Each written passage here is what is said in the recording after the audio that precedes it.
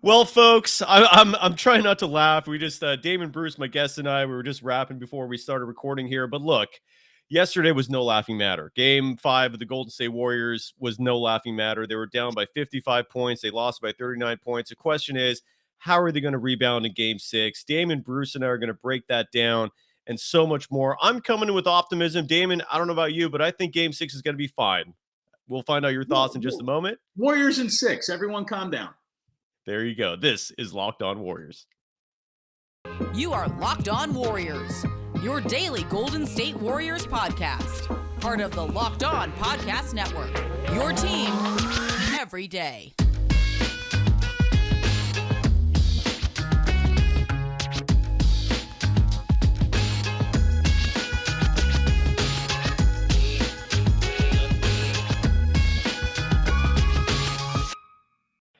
Thank you for making Locked On Warriors your first listen every day. We're free and available wherever you get podcasts. You can follow Damon Bruce, the voice of the flagship station of the Golden State Warriors, 95.7 The Game, at Damon Bruce. It's true, man. You might not say it, but I'm just telling people how it really works, dude. You are the voice of that station. Everyone else bows to you, sir.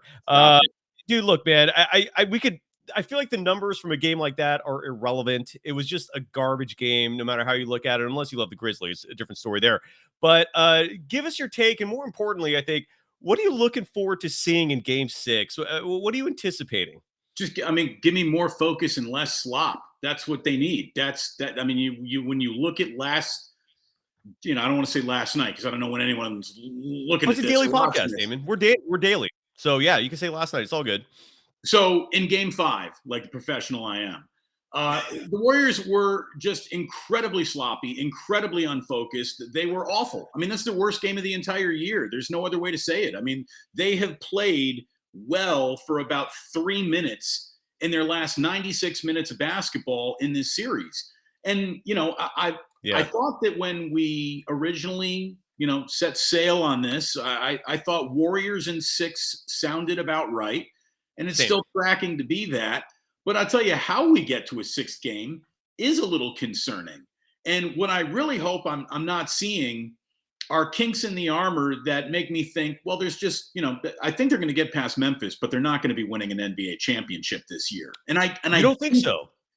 Yeah. I even asked last night on social media, I'm like, and maybe it's happened, maybe it hasn't, but I can't remember a team that's a real contender getting beat like this. And someone quickly, shot right back.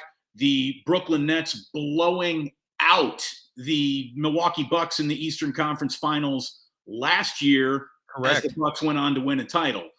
And, very good point. Okay, so it happened last year. I probably should have remembered that more than I did flipping through my mental Rolodex. But what I do remember is that Kevin Durant wasn't missing in that game.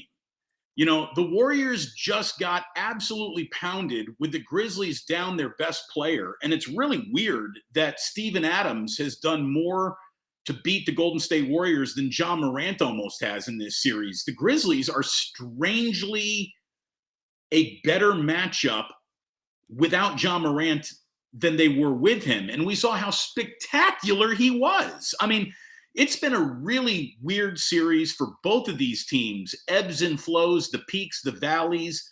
And last night, the valley the Warriors crashed into is one of the deepest valleys of worst basketball we've seen them play in a really, really long time. I knew I was coming on today. I wrote down a few things. I wanted to get it right for you. That was an 11-point game. That was an 11-point game with 5 minutes to go in the second half. Warriors got the ball. That's at the 5-minute mark. 5 minutes remaining in the second quarter. By the 4-minute mark, it's a 20-point game. I mean, the Grizzlies went on a 9-0 run in a blink of an eye, and now they got a 27-point lead at half. The Warriors go into halftime, and Mike Brown inspires the troops so much they come out with a 17-point third quarter. That was just awful. Now, they white flagged the game, rightfully so, halfway through that quarter. And, Cyrus, the best thing that I can say about last night's game is that nobody played more than 25 minutes. That's the best thing about it. Hands down, that is the best part, is that the Warriors did not burn themselves out trying to win that game. Damon, here's where I'm going to come back. First of all, I've gotten more and more picky with booking guests as this show's gone along, simply Yet you because ended up I with want. me. But no, because I want people to actually know what the F they're talking about, and you're one of them. And so I'm going to really appreciate this discourse simply because you said that you don't think the Warriors are going to win the championship, and I totally disagree. I think this is still a world championship team. Now, if they lose Game 6, I'm changing that. But uh, here's where I'm looking at with the Warriors. First of all, we can't compare them to like the 17-18 Warriors. They don't have Kevin Durant. They are going to have games like this. They're going to slog their way versus dominating their way. I mean, people compare them to the 2015 Warriors, and I think that's more apropos. I mean, that was a team where they collectively won, right? There was really no one guy that carried the brunt of it, like in a positive way, like Kevin Durant did in the finals in those 2 years. So, and in that playoffs, they were down 2-1 to the Grizzlies. People were writing them off at that point.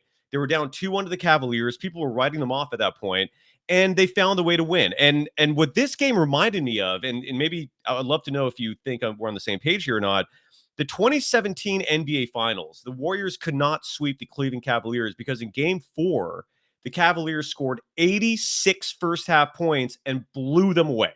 Right. Those 86 points were almost a record, just short. This was with Kevin Durant. And when that happened, this was just a year removed from the Warriors blowing that 3-1 lead. And all of a sudden they're up 3-1 again. And you're hearing all this chatter and there's a nervous Dub Nation. And then they took care of business because that's what champions do. This is a cheat team and I know they don't have Durant anymore, but they have the core pieces from that 5-year run. They're familiar with this kind of experience and feel. So based off that, what do you think? I mean, I'm not hitting a panic button. Look, I agree with you on a lot of the points that you're making. They have the DNA of a champion because several guys, the coach, the GM, the owner, they've won titles. They've been to the mountaintop. They know what it looks like. What I'm afraid of is that they're way too inconsistent for a team that doesn't play a player above 6'9". I don't know how you win an NBA championship inconsistently and short. If you're telling me that the Warriors are going to shoot nothing but lights out from here to the end of the year, yeah, sky's the limit. But I think we've seen enough to know that you cannot count on that. This has been a team. I mean, this has been a team that when faced with a real defensive effort has struggled a little bit. And, they're so talented. They're so talented. I mean, I reserve the right to be very wrong about this. And in many ways, I hope that I am. I'd love to see the Warriors back in the NBA Finals. I don't know if they're going to have an answer for DeAndre Ayton if they don't have an answer for Steven Adams. I don't know if they're going to have an answer for Luka Doncic if they didn't even really have an answer other than an injury for John Morant. Steph Curry played a game last night, and I'm all for feeling out a game and letting the game come to you. But I'm not for him not taking a shot in the first 7 minutes of a basketball game. I mean, that's nonsense. That's an issue. That's an nonsense. issue. You're right. It's nonsense. You're the greatest shooter in the history of the sport. Find a shot, create a shot, run some action, get him open, get him involved early. The only way Steph Curry can go a 7-minute stretch without a shot is if he's got 5 or 6 assists in that same stretch. And that's not who he was last night. Yeah. And, one of the things that everyone, if you're talking about the Warriors winning a title, this is not an option. You need to hang your hat on this nail. That Draymond Green is going to be a beast. That's the only way the Warriors are going to win anything. And not only has Draymond Green not been a beast, he's been terrible. At times, you're right. He's been terrible. I mean, he leads this series in turnovers. That's bad. No, he has started more fast breaks for the Grizzlies than John Morant has. Yeah, I mean, what was really interesting? I have a lot. There's so much we can talk about. First of all, I actually believe the Grizzlies are, and I've been in the vast minority saying this, but the measurables confirm it. And watching the Grizzlies play these last 2 games, I think confirms it even more that the Grizzlies are a better team without Ja. This might not be the case in 2 years from now when Ja maybe matures a little more, becomes a better defender, becomes a better team-oriented offensive player. But right now, this Grizzlies team, I mean, everyone talks about 20-5, right? No, they were actually 20-2. They were 20-2. That is an insane record with a quarter of a season sample size to judge a team. And the last 3 games of the season they played without him, they lost, largely because they had the second seed locked up. They were playing tough competition who was playing for seeding. Right. And they just didn't give it, you know what. So this is And this is another thing where I'm in the minority saying this. I think this is the biggest test for the Warriors. I think if they pass this, and I'll explain to you why with the Suns and the Mavericks, why I don't think they're anywhere near the Grizzlies. I think if they overcome this, it's all downhill. They're at the peak of the mountain right now. And again, I know I'm in the minority saying this, but I really believe it. And I'm going to explain to you why in just a minute. And I'd love for you to contradict me if I'm wrong, if you feel like I'm wrong, because I respect your opinion tremendously. First, I got to give love to betonline.net for all the degenerates out there that are putting money on this game. And those are the best degenerates on the planet, folks. I love you people. The Warriors are favored by 8.5. What do you think about that? In this next game? Correct. I wouldn't touch it right now. I mean, I want to believe in them, and I do think but by 8.5, I don't think I've seen 8.5 point separation except for one game from them. I don't Correct. The way that they're trending right now, I'm laying off that. What's the over under? Maybe I'd play with that, but no, I'll say first of all, you're right. The Warriors in this series are 1-4 against the spread. Game 3 is the only game they covered. All the rest they've lost. The Grizzlies are actually covering the spread, and that's always indicative to me of a great team. By the way, the over under is 217.5. It's been dipping. What do you think about that? So here's the thing. I think you'd buck that trend if you like the Warriors in this game because they come out and they fire on all cylinders and they hit their shots. And, I think we've seen enough from Memphis to respect what they can do without John Morant now. So they're not just going to roll over and die. I would play with that number before I played with the line. There you go. And you can find all the latest odds, news, and sports developments, including this year's basketball playoffs, Major League Baseball scores, fights, and even next season's NFL futures by going to betonline.net. Head to the website today or use your mobile device to learn more about the trends in action. BetOnline, it's where the game starts. You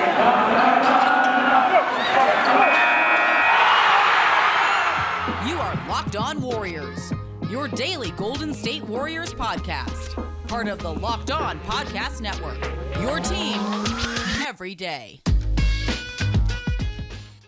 Thank you for making Locked On Warriors your first listen every day. We're free and available wherever you get podcasts. So here's where I think the Warriors wildly succeed and why the Grizzlies are a huge challenge for them. And I love your take, your opinion on this. When Draymond Green has a specific person to defend, he thrives. And I think that's a huge reason why the Suns are not necessarily a huge obstacle, because when they play the Suns, DeAndre Ayton is Draymond's boy. That is his focus. That's who he's going to guard. You leave Wiggins, you leave Klay too, and this is where GP2's loss is going to hurt a little bit, but those type of players will be guarding the backcourt. But isn't he the king of switching? I mean, isn't that what he is too? Well, if you create switches, yeah, but you're going to have your primary assignment, right? So, and same with the Mavericks. If it's the Mavericks, the only player Draymond Green is going to focus on is Luka. I look forward to that matchup. I think Luka is good enough to still score, but that's it. That's going to be a one-on-one, and where Draymond will prove he's the best defender on the planet. The Grizzlies don't give him that opportunity. They're so deep. They're a 10 deep team who, even with their little guys like Melton, who's at 6'2", can still leap and block Stephen Curry like he's a 7-footer. The Grizzlies are just they're a fascinating team in the sense that they're long, they're athletic, they're smart, they're mentally tough. They don't really have many weaknesses per se. I really think that this is going to be the true test. And I look back again to this with the Suns, Christmas Day without Klay Thompson, which I know depends on which Klay you get, but he wasn't there, and they handily beat him in Phoenix. And then the last meeting near the end of the season, they barely lost to Phoenix without Stephen Curry playing. The Suns don't worry me. I really just see them as secondary. I'll give you this. The Warriors do match up pretty well against the Suns, all things considered. But just the way that they've been trending over their last two games, this team has been about streaks, and not just streaks that last a week, but streaks that last several weeks. I don't like the way they're pointed at this particular time. What's this injury to Otto Porter? Blah, blah, blah, blah, blah. Any news on that, by the way? Gary Payton, I haven't seen anything yet today, but Gary Payton II, I think, goes a long way to making some of these series easier. Is he back in the room? And if length bothers you, I think the Boston Celtics are going to be waiting in the NBA Finals for whoever. You think they still beat the Bucks? Obviously the Bucks took a big, big step towards winning that series last night, but Boston, I'm not counting them out yet. I'm not. No, I wouldn't either. You're right. You're absolutely. Defense really matters. And again, when the Warriors are at their best, defense is their calling card, and the man who plays that card is Draymond Green. He's He's not right now. Whether it's a one-on-one me versus you or me interpreting everything in front of him and looking for a lot of weak side help from Andrew Wiggins or Otto Porter or whoever, it just isn't happening for them right now in this series. And beyond that, like Draymond offensively is just he's not there. I mean, again, he's creating way too many turnovers, way too many. It's sickening. It's sickening. It's awful. And the thing is, it's not like guys are defending him. I mean, Draymond's primary offensive move for about 3 games in a row here has been him picking up his dribble and then ballerinaing around his pivot foot 360 degrees looking for someone to pass to. And by the way, all of this is happening while he's 100% undefended. That's true. They're giving him the Tony Allen treatment. You're right, man. That's an astute observation, and I think is where. Oh, sorry. Well, he is literally passing up a pretty good shot for him to get teammates worse shots, and when that's happening, it ain't clicking. No, that's true. That's true. And part of that I do think is a little recency bias because again, just 2 games ago he actually played really good ball. But and this leads to something I noticed last night. I love your opinion on this because you're right.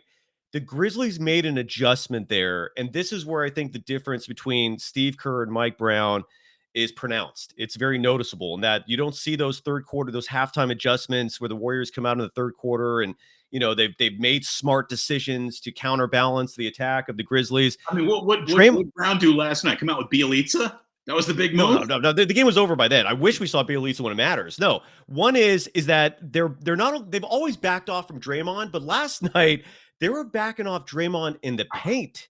Like that was I did not see that in the series until last night. He was in the paint 8 feet away from the rim, and they were like, float it up. Go ahead. We won't even defend you here.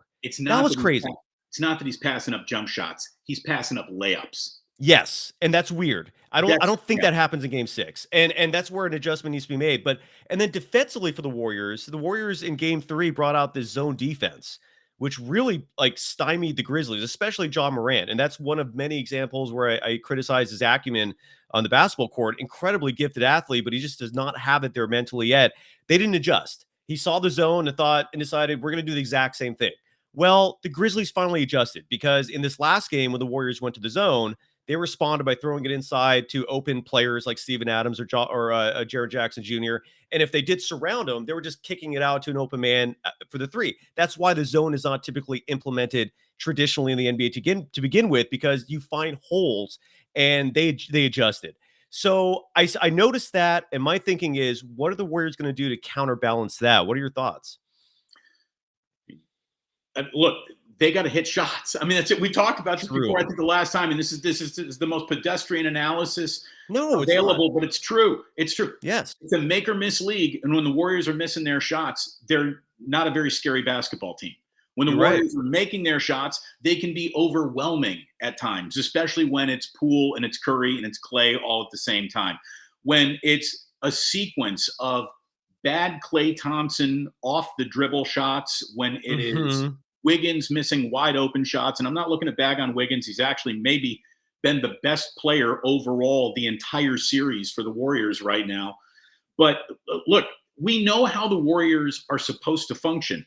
They ain't functioning. And this is 2 games in a row now. What has Memphis figured out? I'm watching it, and I just don't know why there are so many unforced errors and turnovers. It's almost like look at it this way. I've seen enough Warriors basketball where when things are going wrong, everyone wants to blame Steve Kerr. If Steve Kerr had been coaching these last 2 games and hadn't been, out with COVID, he would be getting crucified. He would. He'd be eviscerated. But nobody is doing that to Mike Brown because they realize, well, at this point in the year, the coach really doesn't matter as much. And he's not as easy of a target as Steve Kerr is. So no one's taking shots at him. This is for the players to figure out. I mean, they just got to hit their shots. Steph Curry cannot wait 7.5 minutes into a basketball game when the theme of every basketball game in this series has been a Warriors slow start before he starts doing something. It's like lights on, game on, play now. The Warriors played with no urgency last night. None. I mean, it's like when a classroom sees a substitute teacher. Yes, that's a good metaphor. We're not gonna really behave at all today. We'll see you tomorrow when it counts again. And look, it's easy to get negative about what we've seen so far. Be negative. I hope that I'm not projecting data points that I'm looking at now into the future, but I'm looking at a troubled basketball team that got slow, short, and old in the last 72 hours. Yeah. I mean, that's the appearance. I can't argue with that. I would venture to say that in the last 2 games, I haven't seen the urgency there. And here's the bottom line for me. I've never seen this Warriors team when healthy. And granted, Gary Payton II's out, but look, he's not. If he's the reason for the Warriors losing the series, they got bigger problems than what we realize. Right. It's not on him. But I've never seen this Warriors team when their core is healthy and intact lose a series ever. Well, and look, Draymond said last night, and he's been a better quote and a podcaster than he has been a basketball player in this series. Draymond says last night, you lose by 50, you lose by 5, either way you lost. Yeah. Yeah. I mean, yeah, sure. But also, no, not at all. There are levels to this. And the Warriors being down 55 is a level of you ain't taking this seriously enough that is concerning to me. I mean, the Warriors don't get down 55 anywhere. The Warriors don't even get down with 55 on the highway in a speed limit, man. 55? Are you kidding me? Last night, they were terrible. They were just, I got 22 total turnovers, 14 of them in the first half. They gave up 77 points in the first half. At one point in the second quarter, they had 9 turnovers to 12 shot attempts. Yeah. I mean, no, it's ugly. It was ugly. It was ugly. It was ugly. I really believe they mailed it in for the most part. The urgency was not there. And it goes back to why I've been emphasizing on the show repeatedly. Game 4 was everything. And I think the Warriors realized that too. This why there was such a tension from them in that game, and why it was so difficult for them to actually pull it off is because I think they realized. I mean, there's a Ja Morant made layup away from changing how everything felt from the jump. So this has been a very closely contested series that has 2 blowouts in them, but it's just. The Warriors, to me, I hate to say this, it's such a trendy thing to say, but the Warriors are a vibe, right? And I just do not like their vibe right now. I think they are going to be good enough to get past Memphis, but I don't believe that they're going to be good enough to win an NBA title just with the way things are looking right now. Now, if you're going to tell me they're going to have a total, refine their identity and, Klay Thompson puts together a 10-game stretch. Okay. Haven't seen much of that. It's a little late in the year to think that that's officially just going to happen. They're not built perfectly for a deep playoff run, and they're way too inconsistent for me to overlook how imperfectly they're built at this time. Because I'm looking at real NBA teams everywhere in terms of size, and everyone can shoot it too. I mean, Memphis can't shoot. They're shooting lights out in this series. They've been fantastic. And the Warriors are just giving up shots. I mean, at some point, you got to adjust to what you're seeing and get out of the game plan and play the game as it's playing out. And they just, to me, stayed way too within a game plan where I guess part of the game plan was they're not going to want to fly back to San Francisco. See, here's the thing, too. The Grizzlies have every reason in the world to believe that they can do this now. They're just young and dumb enough to think we can do it. They're chanting in the microphones, Grizz in 7. So they're, there's a little bit of a monster waiting here in Game 6. And I think we're going to know early on in Game 6. Is this going to be where it ends, or is this going to be where you start holding your breath? I'm gonna when we come back from me telling people how they can save some great amounts of money here, I'm gonna throw 3 positives at you, and I'd love to get your feedback. I'm actually optimistic about Game 6. Three positives right around the corner coming up next. Yeah, absolutely. First, let's save you money with Rock Auto. And again, everyone's driving now. I don't know who's taking public transportation. Maybe some people are. More power to you if you are. But most people are in their cars. And everything's expensive. Gas prices are asinine right now. So you need to save money, folks, if you're driving. And that's where Rock Auto comes into play. You can save money and time when using Rock Auto because you don't have to go to a store. You can do it right from home. Why choose to spend 30%, 50%, even 100% more for the same parts from a chain store or car dealership? An example being a Honda Odyssey fuel pump is $353 from a chain store, just $216 from Rock Auto. They're a family business serving do-it-yourselfers for over 20 years, and their prices are insanely low for every customer. Go to rockauto.com right now and see all the parts available for your car or truck, right Locked On in their How Did You Hear About Us box so they know we sent you. Amazing selection, reliably low prices, all the parts your car will ever need. rockauto.com.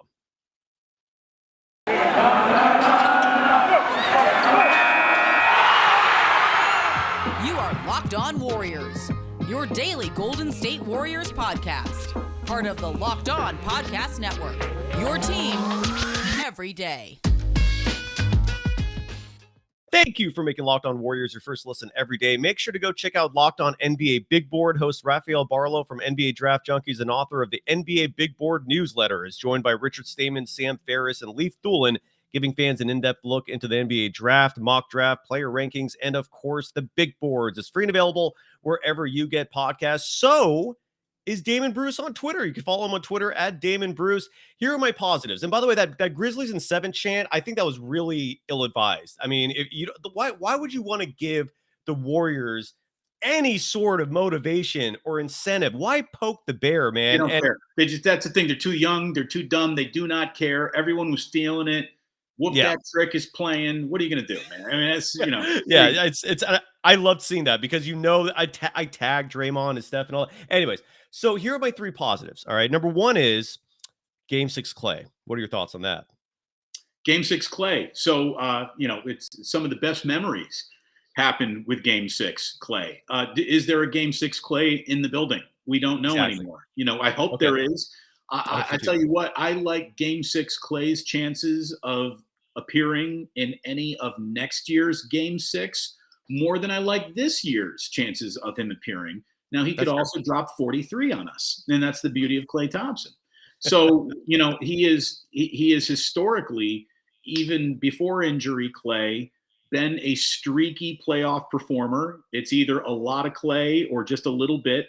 And the Warriors feel like they a Game 6 Klay. What is that? Is he north of 25 points? Because he was there last night, wasn't he? Hold on, let me just look at his box score real quick. He was the only guy that had a decent game. And Klay had 19, and he felt like he was definitely their best player. So he was minus 45 in the plus minus. That's I don't know if I've ever seen a negative that big. I don't know. I really don't. Here's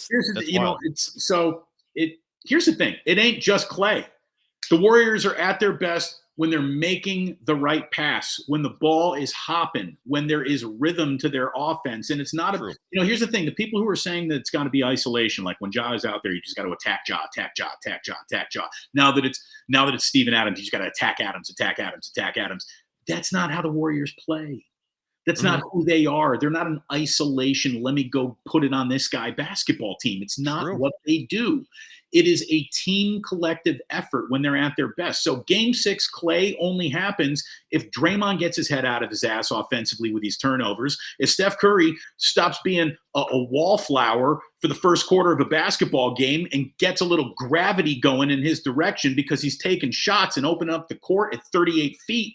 That's when the Warriors are at their best. And without that happening, Game 6 Klay is not going to find it off the dribble. He's not. It's not who he is. I've never seen him shoot Klay. Yeah, I've never seen him handle the ball this much. I'm impressed with it, but it's not his game. Here's positive number 2. And again, I'm hoping Game 6 Klay shows up. We'll see. Number 2, the Grizzlies just don't like a lot of these role players that thrived in last night's game. Players like Zaire Williams, players like DeAnthony Melton, Jaren Jackson Jr. going 4 for 6 from 3, Tyus Jones going 4 for 7 from 3. That doesn't happen in a road game. Role players on the road. That is one absolute box that you can check for the Warriors. You would think going into Game 6, you're not going to get a team-wide everybody in Memphis is playing well tonight. But we just had the Warriors where really nobody played well. So, Mhm. but you're right. Role players on the road are always a bad bet. I wouldn't be betting on that to be the reason that Memphis wins. It's going to be Steven Adams had 18 rebounds. Okay, He did. that's going to be why Memphis wins if they do come in here and take Game 6. Yeah, he had 13 rebounds, but still, I No, mean, I'm saying that's how they, if Memphis wins Game 6, Adams is over there looking like Dennis Rodman. Well, I mean, it is weird that was the first game of the entire series where they won the rebounding battle, even offensively. That trips me out. And then here's positive number 3. It's Friday night. That the last home game was a dud when it comes to home court advantage. The crowd, you could even hear them. You could hear pins dropping. I'm sorry, until the fourth quarter. You're gonna have a sauced up crowd. I'd be handing out free tequila shots for fans coming in. I'd be getting that place rolling. I think they're going to be loud. Cold-blooded. Goldschlager is what this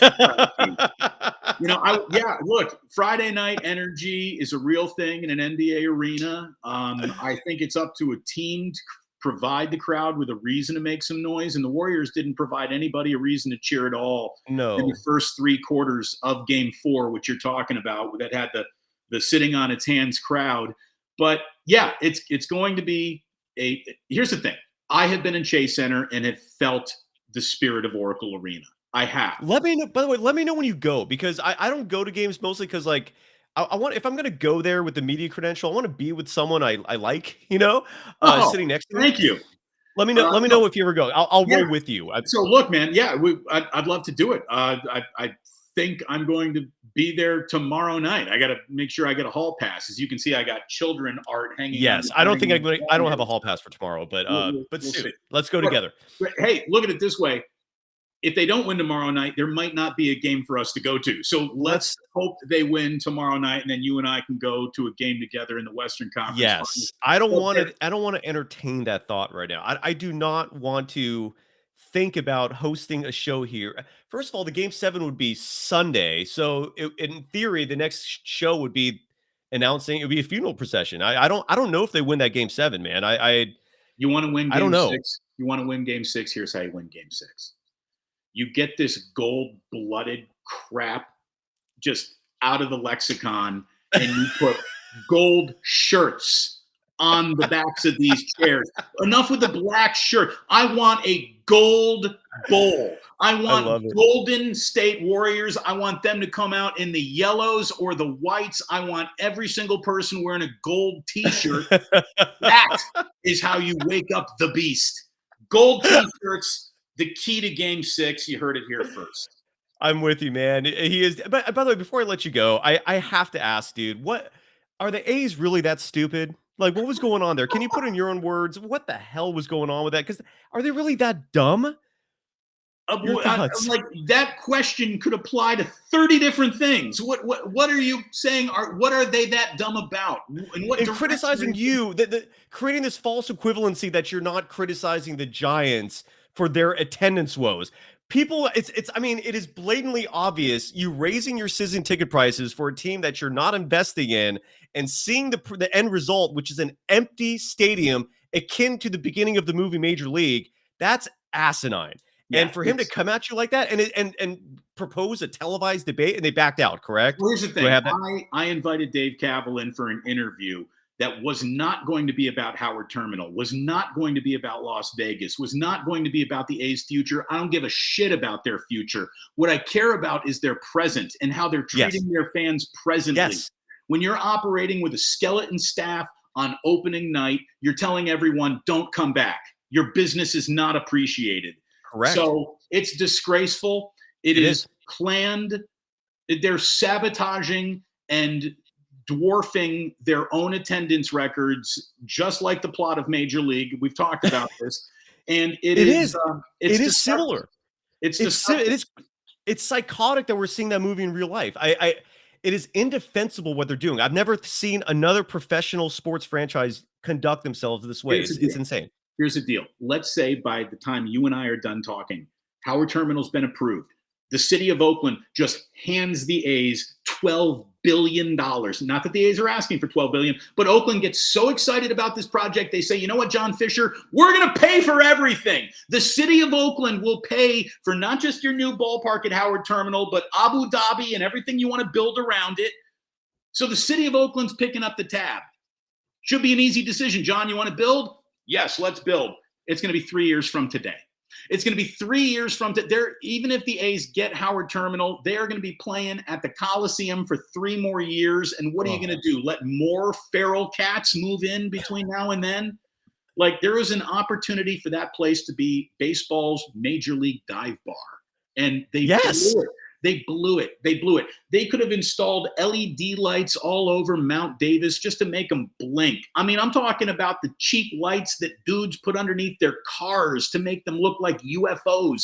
It would have been so easy to dress up that ugly pig to just make everyone go like, you know what, this is charming as hell. I love it. Yes. And the truth is, I've never heard an A's fan say, I need a beautiful stadium. Not once. Give them a baseball team. They'll show up.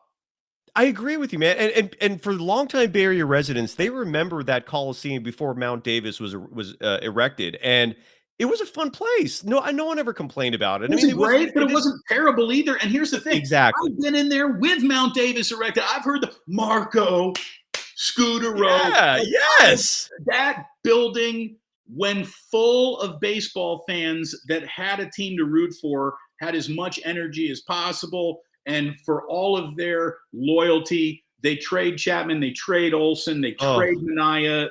Simeon's gone. Everyone's it's disgusting how they've gone about running their business. It's a full dereliction of duty. If this were a national resource, we would have protests going on. Yes. Still should. You came out of that looking like gold. I will say that. Like, I don't know anyone who came out of that one. Yeah, I think the A's won that debate. No. Yeah, I said, Dave, I want to have an interview. And he's like, no, I want to do a debate. What side would I be representing in the debate? I don't think it's right to treat your fans like crap. Is he going to be defending that position? Like, what the hell is he looking for a debate for? And here's the thing. He wanted Brody Brazil to go ahead and be the moderator. Oh, you want the A's pre- and post-game host to be the moderator of this debate? Like, why don't you bring in Shooty Babbitt to just tell me what to say, for goodness sakes? And by the way, I love Brody. I love Shooty. But come on. Yeah. Come on. We don't play like that over here. We do big boy interviews. If you want a big boy interview, give me a call. Otherwise, I'm not doing your debate. I got a bigger audience than the A's do. They need me for a debate. How's Dave going to be debating himself? I don't know. You look, I was commenting. I was for a moment so excited to see that because I was expecting just a clean shop. I have no idea how he logically could have defended his any of his stances. Like, you would have just literally mopped that floor, and then of course they back out. So there you go. Thank you so much. Was run out the time. He wanted to put a clock on an answer and run out the clock and then change the subject. I mean, you ain't fooling me. You ain't fooling me. Cyrus, it's great to see you, man. I hope to see you in the Western Conference. Yeah, you got to do it. Go. You do your thing, man. You run out of. You can follow Damon Bruce at Damon Bruce. Go Warriors. Thank you, everyone. Take care. Later.